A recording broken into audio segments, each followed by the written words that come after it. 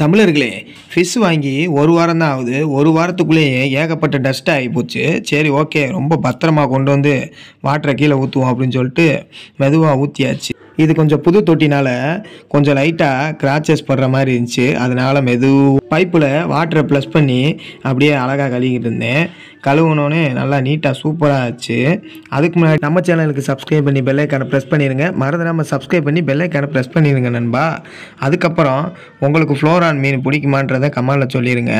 நான் வாங்கியிருக்கிறது அந்த ஃபிஷ்ஷை பார்த்துட்டு நிறையா பேர் என்ன கமெண்ட் பண்ணுறாங்கன்னா, இது ஃப்ளோரான் மாதிரியே இல்லை, இது ஜிலேபி ஃபிஷ்ஷு அப்படின்றாங்க. சொல்லப்போனால் அது எனக்கே அந்த மாதிரி தான் இருக்குது. அதுக்கப்புறம் அந்த வாட்டரில் நல்லா கழுவி க்ளீன் பண்ணிவிட்டு கொஞ்சம் நேரம் வாட்ரு இறங்கினதுக்கப்புறம் தூக்கிட்டு போகலான்னு சொல்லிட்டு கொஞ்சம் காய வச்சாச்சு. மீனை வலையில் பிடிச்சிட்டு வெளியே விட்டுட்டேன். வெளியே வந்துருச்சு. வந்துமே மறுபடியும் வலைக்குள்ளே போய் படுத்துக்குச்சுங்க. இந்த ஃபிஷ்ஷிட்ட என்ன ஒன்று பிடிச்சதுன்னா, போய் மனுஷமே பொத்துக்குன்னு படுத்துக்குச்சு பாருங்கள். அதுக்கப்புறம் இந்த வாளி எதுக்கு காட்டுறேன்னா, கொஞ்சம் ரொம்ப கிளைமேட்டு வின்டர் டைம்னால சில்னஸ்ஸாக இருக்குது தண்ணி. அதனால் கொஞ்சம் வெயில் அடிக்கும், கொஞ்சம் ஹீட்டாக இருக்குன்னு சொல்லி பார்த்தா நம்ம நேரத்துக்கு கிளைமேட்டும் ரொம்ப மோடம் போட்டு குளுன்னு இருந்துச்சு. சரி, தண்ணியை தொட்டு பார்ப்போம் அப்படின்னு சொல்லி தொட்டு பார்த்தா கொஞ்சம் ஹீட்டாக இருந்துச்சு. ஆக பரவாயில்லடா அப்படின்னு சொல்லிட்டு அதுக்கப்புறம் தொட்டியில் கொஞ்சம் கொஞ்சமாக தண்ணி ஊற்ற ஆரம்பிச்சிட்டேன். ஹீட்ரு, மோட்ரு இது எல்லாமே நம்ம அடுத்து வாங்கணும்னு சொல்லிட்டு ஆர்டர் போட்டு வச்சுருக்கிறேன். ஆனால் அது வராத காரணத்தினால இந்த மாதிரிலாம் செய்ய வேண்டியதாக இருக்குது. இந்த வலையில் தண்ணி ஊற்றிட்டு எதுக்கு எடுக்கிறேன்னா, கொஞ்சம் டஸ்ட்டு எது மறந்துச்சுன்னா இதில் வந்துடும். இதில் எப்படியா வரப்போகுது அப்படின்னு சில பேர் சொல்லுவீங்க. பாருங்கள், எடுத்துகிட்டு காட்டுறேன் பாருங்கள். ஒரு சில டஸ்ட்டு மட்டும் இந்த கேமராவில் கொஞ்சம் காட்ட முடியுது பாருங்கள். நீங்களே நல்லா பார்த்தீங்கன்னா உங்களுக்கே தெரியும். அதுக்கப்புறம் டஸ்ட்டை தனியாக ஒரு வாளியில் வாஷ் பண்ணிவிட்டு சரி, ஓகே, மீனை பிடிச்சி விடுவோம் அப்படின்னு சொல்லிட்டு பிடிச்சா இங்கிட்ட அங்கிட்டு ஓடிச்சு.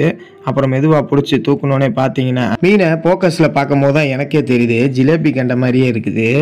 சரி, என்ன கண்டையாக இருந்தால் என்ன, வாங்கியாச்சே. ஹெட்டு வராமல் இருக்குது, ஹெட்டு வந்துட்டால் நல்லாயிருக்கும், கலரும் நல்லா வந்துட்டால் நல்லாயிருக்கும் அப்படின்ட்டு மீனை தொட்டிக்குள்ளே விட்டாச்சு. விட்டதுக்கப்புறம் மெதுவாக அப்படியே அழகாக இறங்குச்சுங்க. அதை பார்க்குறக்கே ரொம்ப சூப்பராக இருந்துச்சு. அதுக்கப்புறம் புது தண்ணியில் விடுவோம். சைன் அங்கிட்டு இங்கிட்டு விளாண்டுக்கிட்டு இருந்துச்சு. விளாண்டுக்கிட்டு இருக்கவும் தண்ணி கொஞ்சம் லைட்டாக கொஞ்சம் ஹீட்டோடு தான் விட்டுருந்தேன். ஏன்னா ரொம்ப சில்னஸாக இருந்துச்சுங்க பழைய தண்ணியில். அதுக்காகவே வாட்டரை நான் மாற்றிட்டேன். மீன் தொட்டியில் மாற்றிட்டு அந்த பழைய தண்ணி இருந்ததை கொஞ்சோன்னு மட்டுமே ஊற்றி விட்டேன். லைட்டாக ஊற்றி விட்டதுக்கப்புறம் விரலை இப்படின்னு காமிச்சோம்னா டபக்குன்னு கடிக்கும். எந்த சிம்டம்ஸுமே பண்ணாமல் அப்படியே அமைதியாக நின்றுக்கிட்டே வேடிக்கை பார்த்துக்கிட்டே இருந்துச்சு கண்ணாடியை. அதுக்கப்புறம் சரி, ஓகே, கொஞ்சம் எது கலங்கலாக இருக்கா அப்படின்னு சொல்லிட்டு பார்த்தேன். எதுவும் இல்லை. ஃபுட்டு போட்டாச்சு. ஃபுட்டு போட்டு சாப்பிடவே இல்லை. இப்படியே நின்ற மேனியே இருந்துச்சு, ரோபோ மாதிரியே. சரி, கொஞ்சம் சென்று திங்கிதா அப்படின்னு சொல்லிட்டு பார்த்துக்கிட்டே இருந்தேன்.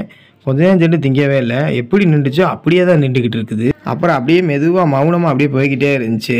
சரி, என்ன தான் பண்ணுது பார்ப்போம் அப்படின்னு சொல்லிட்டு பார்த்தேன் கொஞ்சம் நேரமாக. அப்புறம் மறுபடியும் விளாண்டுக்கிட்டு இருந்துச்சு. கொஞ்சம் அங்கிட்டு இங்கிட்டும் போய்கிட்டு விளாண்டுக்கிட்டு இருந்துச்சு சூப்பராக.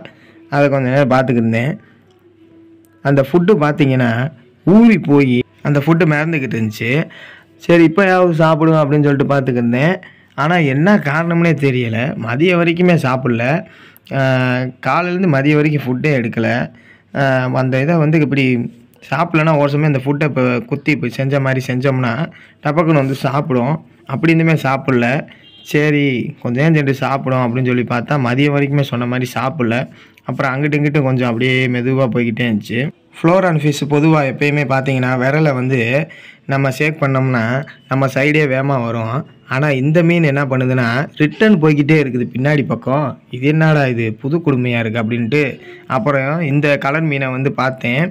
இதுவுமே காலையில் தான் தண்ணி மாற்றினேன். அதுக்குள்ளாட்டியும் என்ன பண்ணிடுதுங்கன்னா கன்றாவியாக நாஸ்தி பண்ணி வச்சிருது. அது என்னாட்டு தான் பண்ணுதுன்னு தெரிய மாட்டேது. அந்த கலர் மீன் ரொம்ப இது பண்ணுது. ஒரு நாளைக்கு 2 டைம் 3 டைம் வாட்டர் சேஞ்ச் பண்ணுற மாதிரி இருக்குது. அப்புறம் மறந்துடாமல் நம்ம சேனலுக்கு சப்ஸ்கிரைப் பண்ணி பெல் ஐக்கானை ப்ரெஸ் பண்ணிடுங்க. மறந்துடாமல் சப்போர்ட் பண்ணி லைக் பண்ணி ஷேர் பண்ணுங்கள். அடுத்தடுத்து நம்ம வீடியோ வரும்.